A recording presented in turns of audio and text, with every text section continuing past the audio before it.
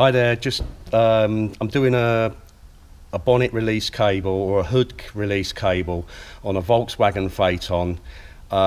It's much easier showing you this with the engine out. Here we go. So the engine's down here, and I thought I would change the cable because it's a little easier, and everything's a little tricky on these cars. So we've got this protective rubber. It's causing problems. There's a grommet in there. Let's see if I can show you with the camera. It's inside there. That will cause you problems, right? Also, there's another grommet there. The new cables don't come with a grommet, okay? I want to try and save that grommet if possible, but yeah, so that's what we're going to do. This is, I've secured the cable like this.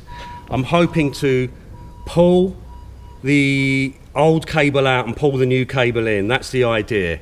Anyway, we haven't done it yet, but we've removed the airbox, and it goes into this behind the airbox and up behind the power steering reservoir. Okay, that's it for now.